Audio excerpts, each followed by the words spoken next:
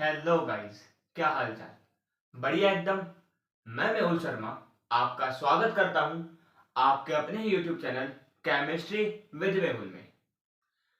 तो आज हम मिले हैं केमिकल इक्वेशन एंड रिएक्शन के लेक्चर नंबर 2 के लिए। पहले लेक्चर में हम लोगों ने पढ़ा था केमिकल रिएक्शन क्या होता है और हमने दो एक्टिविटीज देखी थी जो कि आपकी एनसीईआरटी बुक में लिखी हुई है।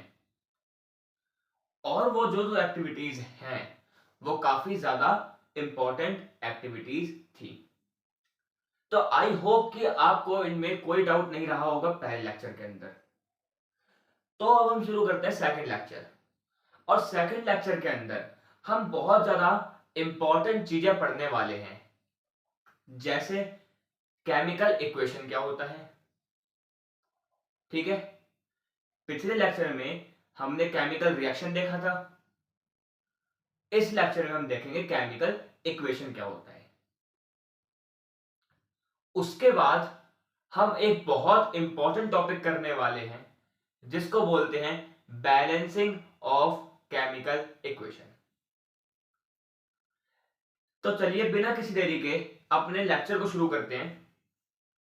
तो देखिए, लेक्चर की स्टार्टिंग जो है मैंने यहां पे कर रखी है पीरियोडिक टेबल के साथ। अब भैया हमें पढ़ना है केमिकल इक्वेशन। हमें पढ़नी है केमिकल इक्वेशन। केमिकल इक्वेशन में पीरियोडिक टेबल का काम क्या है, तो ये आपको समझ आएगा जैसे जैसे आप केमिकल इक्वेशन पढ़ेंगे। ठीक है, उससे पहले सबसे पहला काम आप ये करिए, वीडियो को पॉज करिए और जो पीरियोडिक टेबल है इसको लिखिए। लिख लिया? सिंबल्स के साथ लिखिएगा। जहां पे मैंने सिंबल्स लगा रखे हैं इसके साथ ही आप यहां पे पीरियोडिक टेबल लिखिएगा। लिख ली? कर दो रब? ठीक है। अच्छा, आज की जो वीडियो है वो काफी ज्यादा लेंथी हो सकती है क्योंकि जो टॉपिक है वो काफी ज्यादा इंपॉर्टेंट है। ठीक है, पर इतना मैं आपको वादा करता हूं कि अगर आपने ये वाली वीडियो देख ली पूरी तो आपको बैलेंसिंग ऑफ इक्वेशन के अंदर कोई भी दिक्कत नहीं आएगी। ठीक है, अगर आपने ये वीडियो पूरी देख ली तो आपको बैलेंसिंग में कोई भी दिक्कत नहीं आएगी। तो बैलेंसिंग को शुरू करने से पहले हम एक बहुत इंपॉर्टेंट टॉपिक करते हैं। तो आप अपनी कॉपी किताबें खोल लीजिए, पेन निकाल लीजिए, खेलना बंद करिए और हेडिंग डालिए केमिकल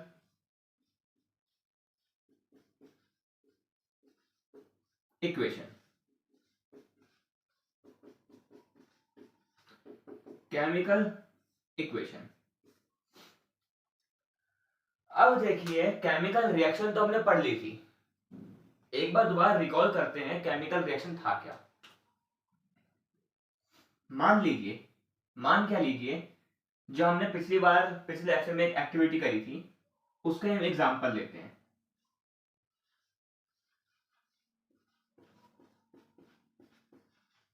मैग्नीशियम की रिएक्शन मैंने करा दी ऑक्सीजन से। मैग्नीशियम की रिएक्शन मैंने करा दी ऑक्सीजन से, जिससे मुझे क्या मिला?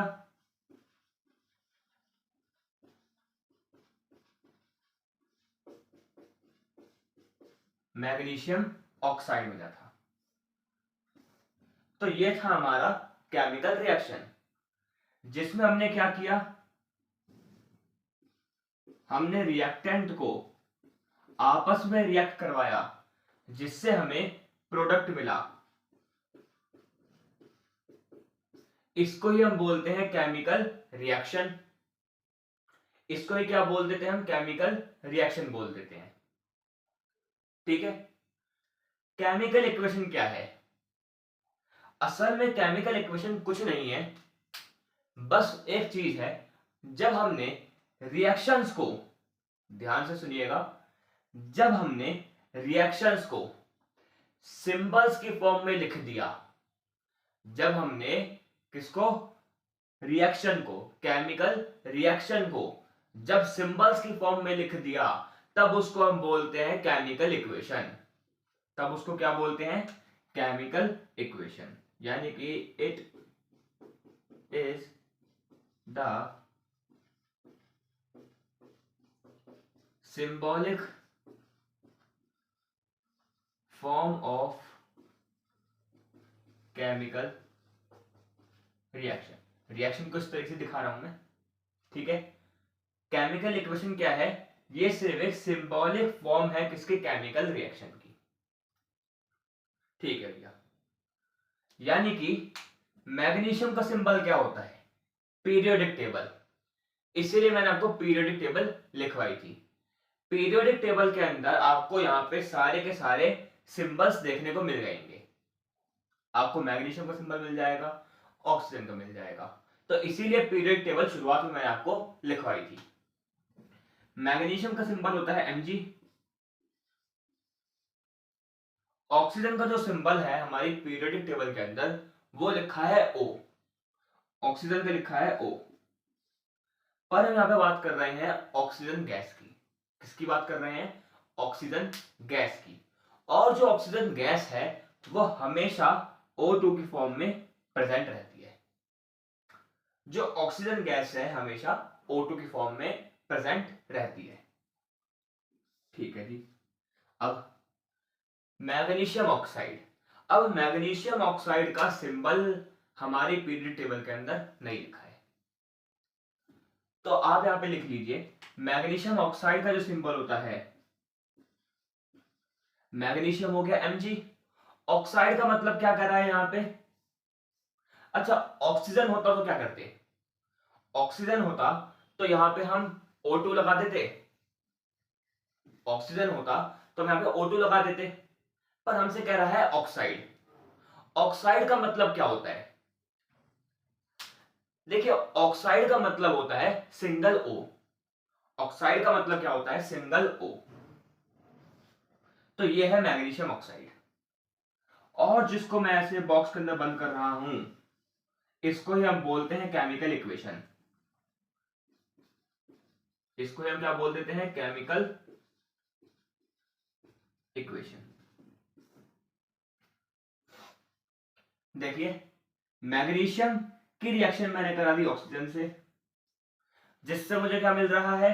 मैग्नीशियम ऑक्साइड मिल रहा है। इसको हम बोल देते हैं केमिकल इक्वेशन, क्योंकि ये लिखी है सिंबल्स की फॉर्म में।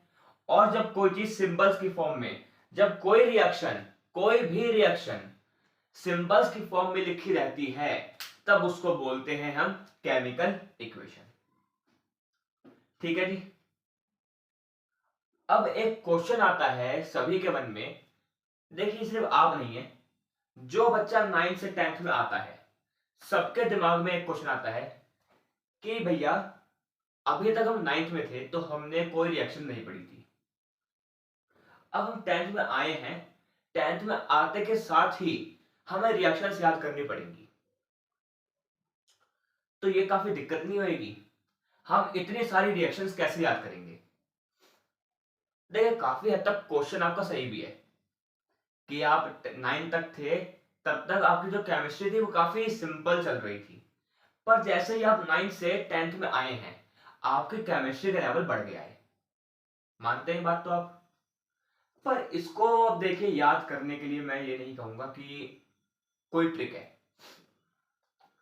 मैं बस ये कहूंगा, अगर आप बार बार प्रैक्टिस करते रहेंगे किसी चीज की, अगर आप बार बार किसी चीज को पढ़ते रहेंगे तो वो आपको अपने आप याद हो जाएगी। अरिजीत सिंह है, ठीक है, मशहूर गायक। अरिजीत सिंह जी जो अपने गाने गाते हैं, क्या आप उन सब के लिरिक्स खोल के बैठ जाते हैं?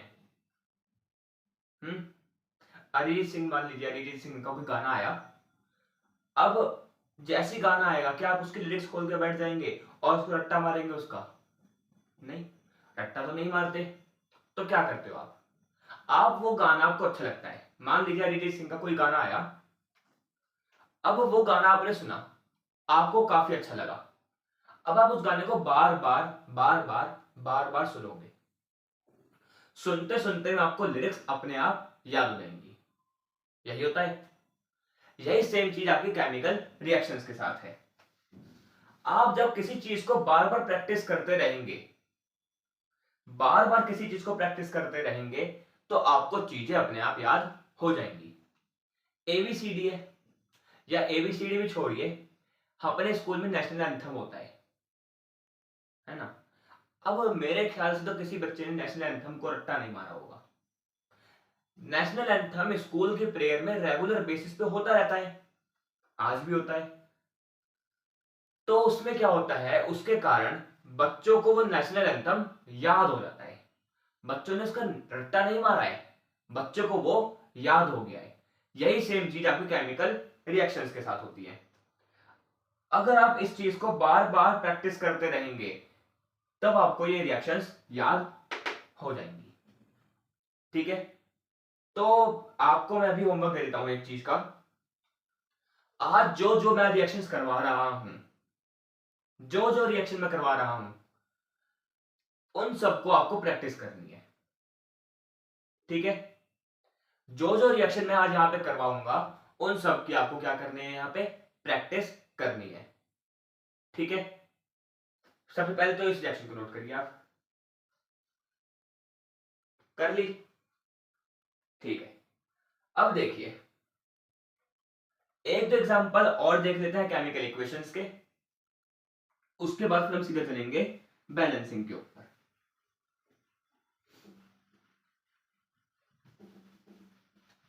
देखिए एक एग्जांपल और ले लेते हैं हम। रिएक्शन लिखता हूं, रिएक्शन के साथ उसकी मैं इक्वेशन बनाऊंगा।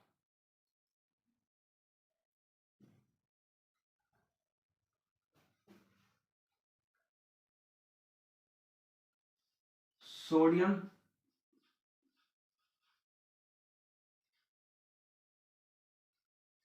की रिएक्शन मैंने करा दी वाटर से। सोडियम की रिएक्शन मैंने करा दी है किससे, वाटर से, जिससे मुझे क्या मिलता है, सोडियम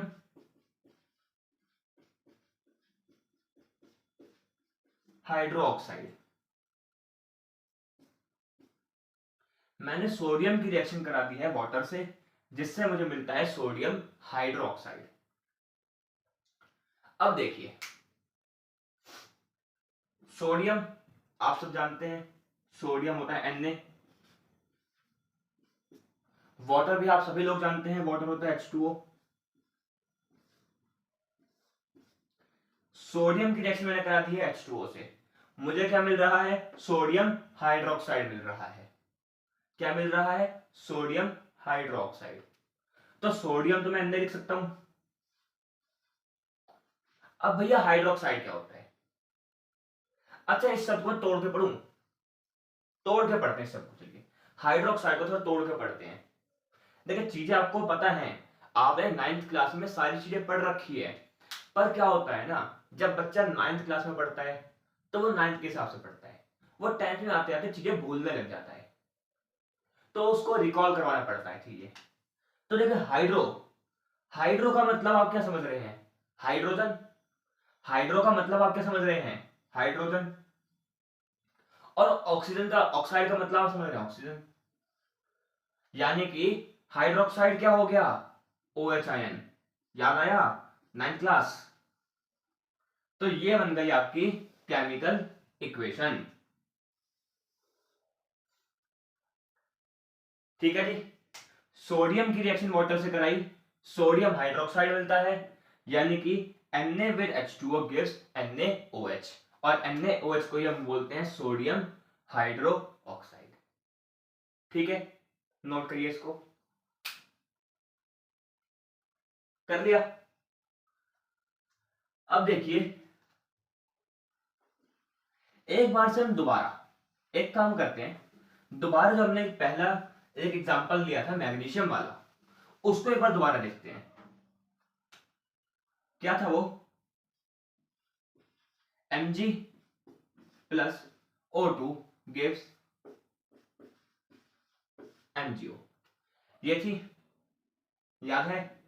ठीक है, अब देखिए मैग्नीशियम और ऑक्सीजन की रिएक्शन मैं करा रहा हूं, जिससे मिल रहा है मुझे मैग्नीशियम ऑक्साइड। देखिए दोबारा से मैं आपको पीछे लेके जाऊंगा 9th क्लास के अंदर। देखिए चीजें अगर आपको समझनी है, मैं आपको बताने को चीजें ऐसे ही बता सकता हूँ कि इसको आप ऐसे कर दीजिए, इसको ऐसे कर दीजिए, पर अगर आपको चीजें समझानी पड़ेंगी। अगर आपको साइंस से, जैसे मैंने आपको जो पहली वीडियो डाली थी, मैंने अभी इंट्रोडक्शन वीडियो डाली थी 10th क्लास की, उसमें मैंने आपसे बोला था कि आपको साइंस से प्यार करवाऊंगा, है ना।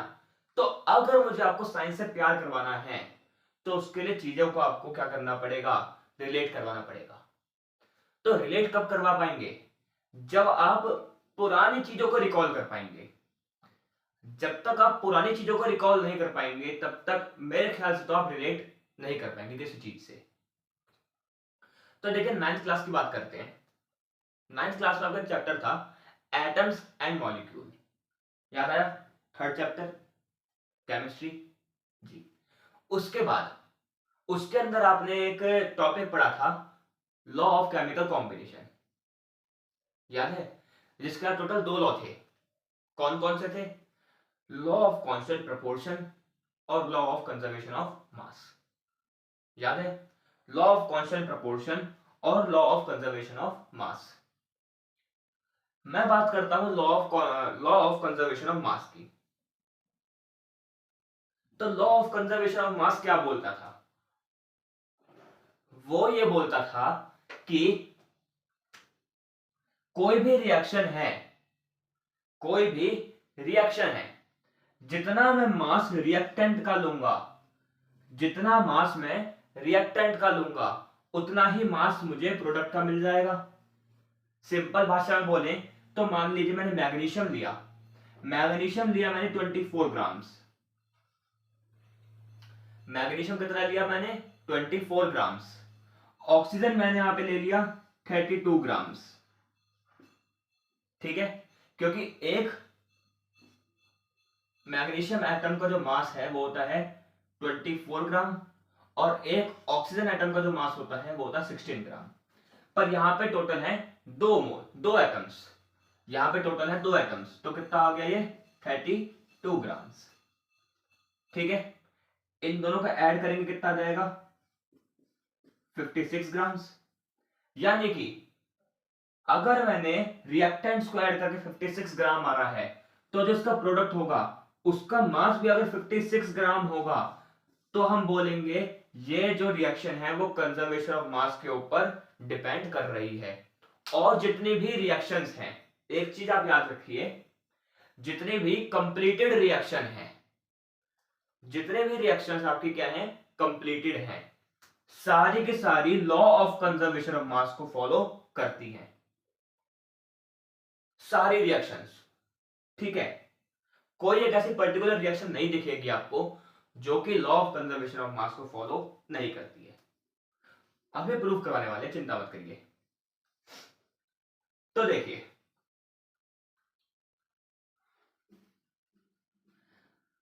मैग्नीशियम एक एटम का कितना होता है? 24 ग्राम्स प्लस ऑक्सीजन। अच्छा एक यहां पे कितने ऑक्सीजन है? कितने एटम है ऑक्सीजन के? एक एटम है। एक एटम का मास कितना होता है? 16 ग्राम। कितना आ गया ये? 40 ग्राम्स। भैया ये क्या हुआ? रिएक्टेंट हमारे पास 56 ग्राम है और प्रोडक्ट हमारा 40 ग्राम, यानी कि ये तो रिएक्शन कंप्लीटेड है ही नहीं।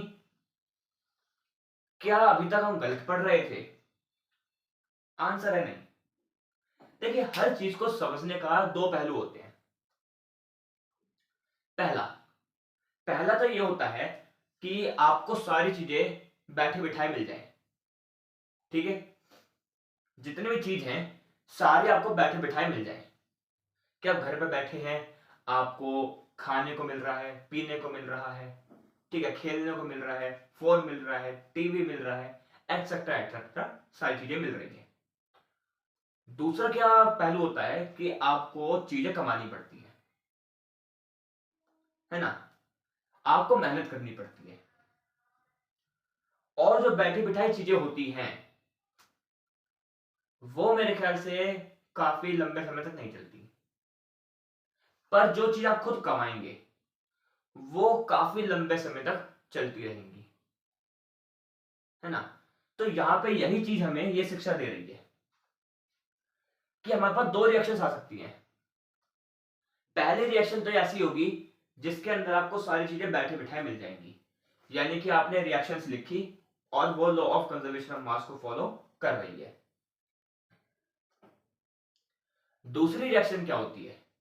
दूसरी रिएक्शन ये होती है कि आपने रिएक्शन तो कंप्लीट कर दी है पर वो कंजर्वेशन ऑफ मास को फॉलो नहीं कर रही, तो आपको उसके अंदर थोड़ी सी मेहनत करनी पड़ती है। अब देखिए मेहनत कैसे करेंगे। सिंपल समझिए, आपके पास तराजू है, आप जो है मंडी गए, ठीक है, एक डेली लाइफ एग्जांपल से समझाता हूं आपको। आप मंडी गए, अब मंडी में जाकर के आपने सब्जी वाले जो भैया हैं उनसे कहा भैया 1 किलो आलू कर दीजिए, तो वो तराजू के अंदर 1 किलो आलू डालेंगे,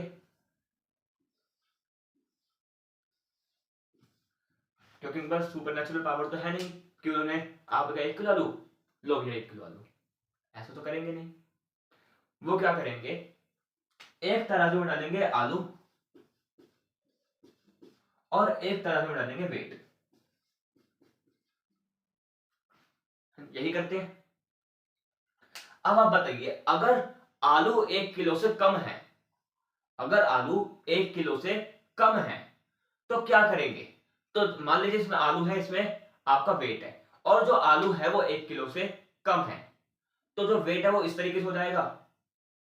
अब आपको क्या करना पड़ेगा, इसके अंदर आपको आलू डालने पड़ेंगे जिसके कारण जो वेट है वो इक्वलाइज हो जाए, यही करना पड़ेगा।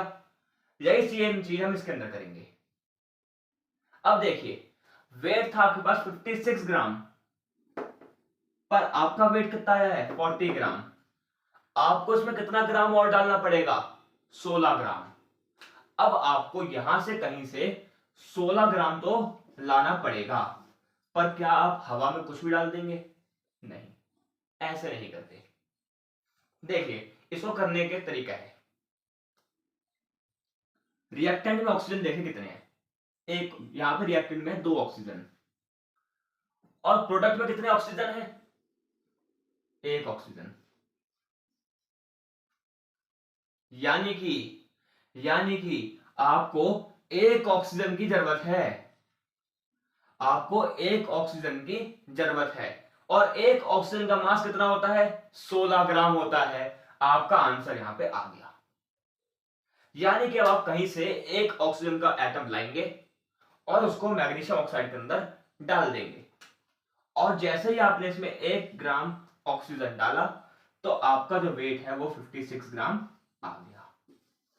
और now this reaction follow law of conservation of mass, and now this is known as balanced chemical reaction.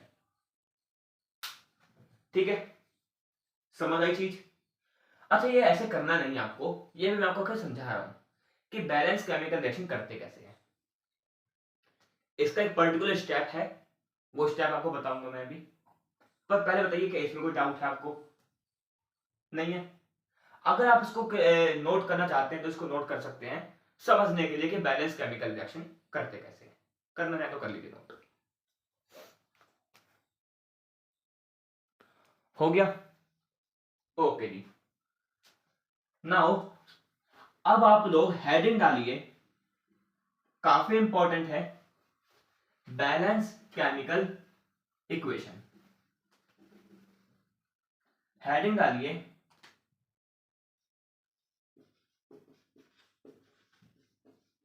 Balanced chemical equation.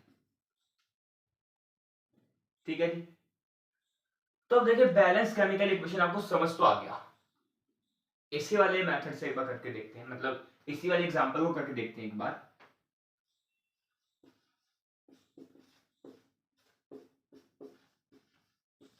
ये था, ये आपके पास क्या था, एक रिएक्शन है जिसको हमें यहाँ पे बैलेंस करना है। तो देखिए इसको बैलेंस हमें पता कैसे चलेगा कि ये रिएक्शन बैलेंस है या नहीं। क्या आप हर बार इसका मास चेंज, हर बार इसका मास चेक करेंगे, नहीं, मास चेक नहीं करेंगे। हम चेक करेंगे इसके नंबर ऑफ एटम्स। क्या चेक करेंगे? Number of atoms. कैसे? देखिए, रिएक्टेंट में मैग्नीशियम कितने हैं? एक मैग्नीशियम। और प्रोडक्ट में कितने मैग्नीशियम है? एक मैग्नीशियम। बहुत अच्छा। रिएक्टेंट में कितने ऑक्सीजन है? आप देख रहे हैं यहाँ पे O2 है, 2 ऑक्सीजन। और प्रोडक्ट में कितने ऑक्सीजन है? एक ऑक्सीजन। यानी कि ये रिएक्शन क्या है? अनबैलेंस रिएक्शन है। और अनबैलेंस कर कौन रहा है इसको? इसको अनबैलेंस कर रहा है ऑक्सीजन। तो हमें ऑक्सीजन को क्या करना पड़ेगा? बैलेंस करना पड़ेगा। अब कैसे करेंगे? इसके करने का तरीका है, हम यहां पे टेबल बनाएंगे।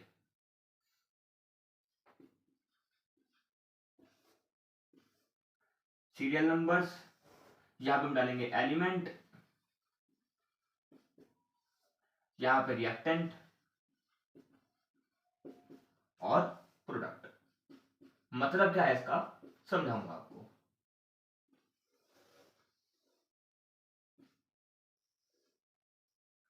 अब देखिए,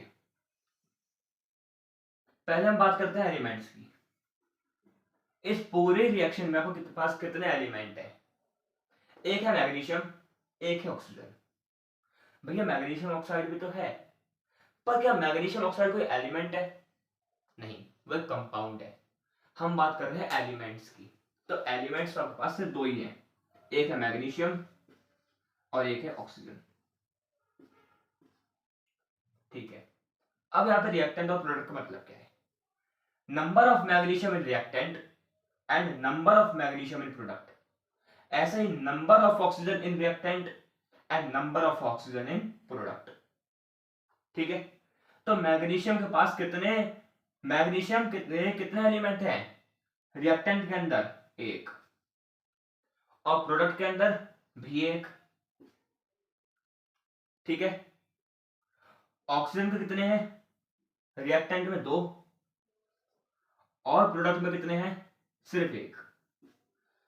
अब हम यहां पे देख रहे हैं जो रिएक्शन है वो अनबैलेंस है ड्यू टू ऑक्सीजन। तो मुझे ऑक्सीजन को क्या करना पड़ेगा? बैलेंस। अब बैलेंस कैसे करेंगे? बैलेंस करने के लिए इसके अंदर हम क्या करेंगे? प्रोडक्ट साइड में एक ऐसे नंबर से मल्टीप्लाई कर देंगे। प्रोडक्ट साइड में एक ऐसे नंबर से मल्टीप्लाई कर देंगे जिससे number of reactant number of product के इक्वल आ जाए।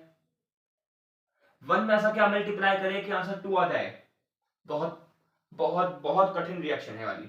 बहुत कठिन क्वेश्चन पूछ लिया आपसे मैंने कि वन में ऐसा क्या मल्टीप्लाई करें कि आंसर आ रहा है 2। आपके पास पूरे पूरे में 30 सेकंड देता हूं।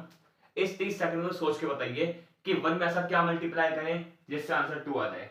सोचिएगा, जल्दी बताइए। टाइम बहुत कम दिया है आपको मैंने। आपको पूरा पूरा 1 मिनट देना चाहिए था इस क्वेश्चन के लिए, पर तब भी बताइए एक में ऐसा क्या मल्टीप्लाई करें जिससे आंसर आ जाए 2। छोड़िए, आप नहीं बता पाएंगे, बहुत मुश्किल क्वेश्चन है, मैं ही बता देता हूं। तो 1 में मल्टीप्लाई करेंगे अगर मैं 2 से, तो आंसर आ जाएगा 2। कैसे आएगा भैया? ये कैलकुलेशन तो हमारे कैलकुलेटर में ही नहीं हो रही थी। इसके लिए आपको एक बहुत इंपॉर्टेंट चीज पढ़नी पड़ती है जिसको बोलते हैं 2 का टेबल। 2 1s are 2 होता है। ठीक है। तो अगर मैंने 1 की मल्टीप्लाई 2 से कर दी तो आंसर 2 आ गया। क्या रिएक्शन बैलेंस हो गई है भैया? अब चेक करते हैं। अब मैंने यहां पे किससे मल्टीप्लाई करी है? 2 से मल्टीप्लाई करी है।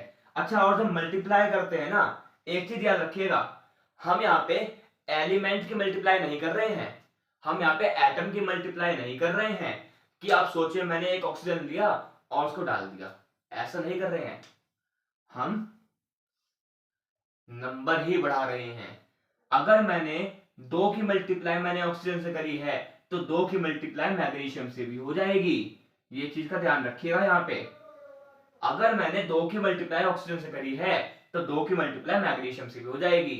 तो जैसे ही मैंने यहां पे 2 की मल्टीप्लाई कर दी है ऑक्सीजन से, तो प्रोडक्ट साइड में मैग्नीशियम भी ऑटोमेटिकली 2 हो जाएगा। क्योंकि यहां पे समझ गए क्या हो रहा है।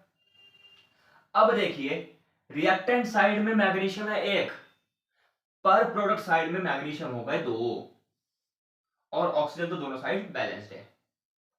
अब क्या करना पड़ेगा भैया, दोबारा वही सेम चीज, रिएक्टेंट साइड में एक ऐसे नंबर से मल्टीप्लाई कर दीजिए जिससे आपका आंसर प्रोडक्ट साइड के इक्वल आ जाए। 1 में क्या मल्टीप्लाई करें तो आ जाए, 2 मल्टीप्लाई कर देंगे और यहाँ पे 2 लगा देंगे, और इस बार ये मैग्नीशियम से ही होगा रिएक्ट मल्टीप्लाई, क्योंकि हमें बीच में आ गया प्लस का साइन। ठीक है, तो अब आप यहां पे रिएक्शन देखिए, 2 रिएक्टेंट 2 ही प्रोडक्ट, 2 ऑक्सीजन 2 ही ऑक्सीजन, 2 मैग्नीशियम 2 ही magnesium. Now this is known as a particular and well balanced chemical reaction. This is known as a well balanced chemical reaction. ठीक है, नोट करिए पहले इसको, कर लिया, ओके जी। एक और एग्जांपल देखते हैं इसका, ये समझ आया आपको, कोई दिक्कत? ठीक है, एक और एग्जांपल देखते हैं इसका।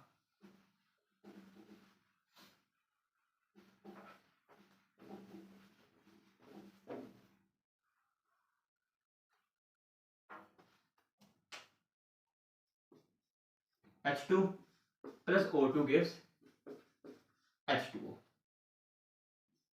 H2 plus O2 gives H2O. Video pause करिए और क्वेश्चन करके देखिए। किया? ठीक है, देखिए जिसका हो गया है वो बहुत बढ़िया, जिसका नहीं हुआ है वो एक बार देखिए। सेम वही चीज करेंगे, एलिमेंट, रिएक्टेंट और प्रोडक्ट। एलिमेंट हाइड्रोजन और ऑक्सीजन, रिएक्टेंट साइड में कितने हाइड्रोजन हैं? 2, प्रोडक्ट साइड में भी 2, ऑक्सीजन 2, प्रोडक्ट साइड में 1। सेम वही चीज आ गई, यहां पे मल्टीप्लाई 2 से कर देंगे तो हाइड्रोजन भी 2 से मल्टीप्लाई हो जाएगा, 2 2 4 हो जाएगा। अब 2 की मल्टीप्लाई किससे करूं कि आंसर 4 आ जाए? 2 से मल्टीप्लाई कर दूंगा। Now this is known as balance chemical reaction. समझ आई बात? इजी था क्वेश्चन, और यही आपकी बैलेंसिंग। हाँ, काफी इंपॉर्टेंट टॉपिक, काफी इंपॉर्टेंट टॉपिक है ये वाला।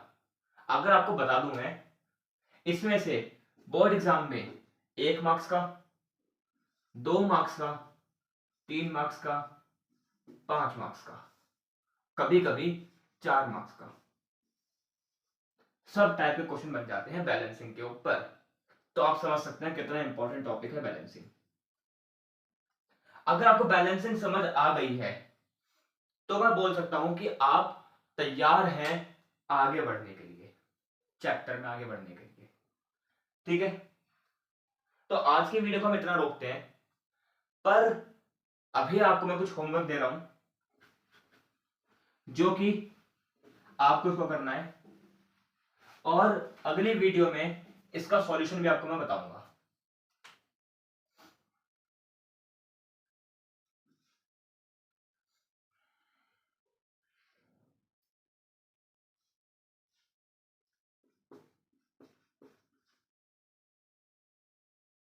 CO2 प्लस H2O,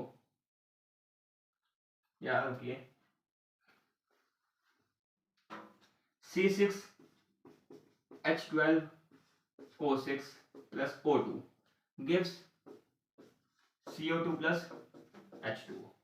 काफी इंपॉर्टेंट रिएक्शन लिखी है वाली मैंने, C6H12O6, इसको बोलते हैं ग्लूकोज। इससे भी आपकी दोस्ती करवाएंगे कुछ समय बाद।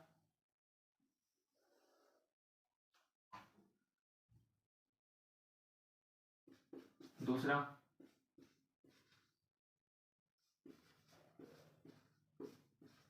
PbNO3 का whole twice gives PbO plus NO2 plus O2।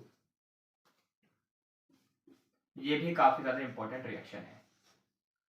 तो ये तो आपका होमवर्क है, इसको आप सॉल्व करिएगा और अगले वीडियो में इसका मैं आपको सॉल्यूशन भी बता दूंगा। ठीक है, तो आई होप आपको बैलेंसिंग में कोई दिक्कत नहीं रही होगी। अगर कोई भी डाउट रहा है बैलेंसिंग के अंदर तो आप मुझे कमेंट बॉक्स में लिख सकते हैं कि भैया मुझे ये चीज समझ नहीं आई है, एक बार दोबारा मुझे बता दीजिए।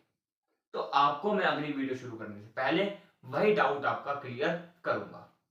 ठीक है, तो चलिए मिलते हैं आपको अगली वीडियो में नए टॉपिक के साथ। चैप्टर में हम आगे बढ़ेंगे, बहुत इंटरेस्टिंग चैप्टर बनने वाला है आगे चल के। और जैसा आपको बताया था, आप कई सारी चीजों से भी आपको दोस्ती करवानी बाकी है। तो मिलते हैं आपको अगली वीडियो में नए जोश नए मूंग के साथ। तब तक के लिए गुड बाय।